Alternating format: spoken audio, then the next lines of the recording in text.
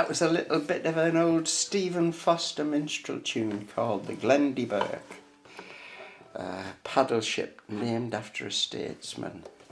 Anyway, just to get us started, to have a look at this quaint old harmony tenor banjo. I say old, but it's about 1950s, 60s old.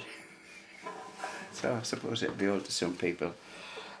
So a brief look at it for those people who never read the descriptions. I think it's about 60s rather than 50s. I'm judging this by the slightly more modern basic worm and pinion machines it's got on there. They're a bit flashier and chrome plated than the early ones were.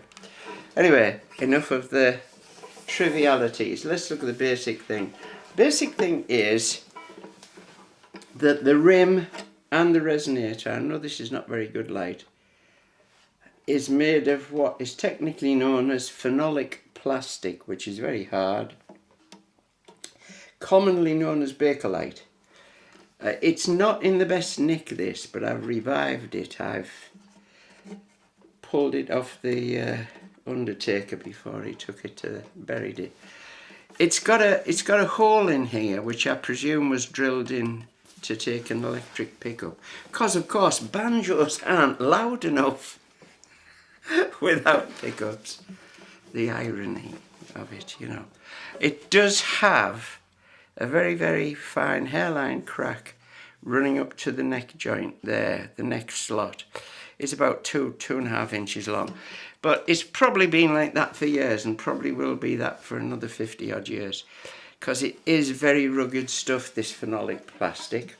So the resonator is not just the resonator, it's the rim as well is made of this, which is a good thing because it's actually quite a simple but brilliant design. I don't know if you can see it in this light. That's a bit better maybe, that side. You see there is an integral flange moulded onto the rim, which is drilled to accept the tension hooks. So it doesn't need any extra brackets. There's no extra metalwork under there. The brackets, in other words, are anchored into the rim itself. The brackets, incidentally, they're tension hooks. We used to call them brackets in England because we were brainwashed by the Clifford Essex Company. But the Americans call them tension hooks, which is a bit more accurate. They were in a terrible state, dead rusty, so rather than waste time polishing and cleaning and polishing them, possibly having to replate them, I just put a new set of hooks on, because you can get them quite reasonably priced now from China, amongst other places. So it's got a new set of hooks on, 30 hooks, so there's more than enough tension on this plastic head. This is a Remo plastic head. People usually put the decal up near the neck or under the tailpiece. My preference is for under the tailpiece. But this guy's put it at the side. So when I was changing the hooks, I couldn't do anything else but put it there, because this guy's also put a little pick guard there, because he's worn a hole in the surface, what they call the frosting. So it leaves a sort of opaque window in the plastic, so he's covered this with some kind of fablon or something, which doesn't look too bad. I can live with it. The other new thing I've done is to put on a new tailpiece, which is a 4-string tailpiece, as you can see. And you might think, well, what's odd about that? Because it is a 4-string banjo. Well, there's nothing odd about it now. But what was odd about it was the original tailpiece that these banjos used to have was inexplicably for a 6-string banjo. And on tenor banjos it didn't work so bad, but on 5-string banjos it was a bit of a headache, because your strings were always a bit lopsided, because you can't get 5 into 6, the maths don't work, you see. Anyway, what else can we say about it? And the head's pretty good. that won't need replacing anytime soon unless that offends you. The fingerboard is inexplicably very little worn, and that is to the wood of the fingerboard, which is stained pear wood. But what the worst part about this banjo, I mean the neck's quite straight as well. The worst part about this banjo is whoever's had it has mistreated the neck. It's on the actual back of the neck. The lacquer is sort of chipped, dinged, scratched. But worst of all, this is quite deliberate. It has, I better turn it around so you can actually see or read it. It's actually got letters. I don't know whether the letters are to denote chords or it's just the guy's initials, but they're actually scratched into the lacquer of the neck. The lacquer of the neck, incidentally, that's also inexplicable, because under this neck, under this lacquer, is nice American maple, nice white wood, in other words. But I think what they've done is they've tried to match the paint job to match the Bakelite construction of the body, because it's sort of mottled. It's not black, it's very dark brown, and it's kind of mottled. It looks a bit like burl walnut. I think that's the idea. So they've lacquered the neck to match. The other thing I will tell you about this, which not a lot of people know, because they don't put it on nowadays. They used to put steel reinforced neck there, and it has a truss rod in, but it's non-adjustable. So you can't see where it begins or where it finishes, and you can't do anything about adjusting it. But it does mean you can have a very slim tenor banjo-like neck without worrying about it's going to warp on you. Anyway, if that's what you want, a slim tenor banjo neck.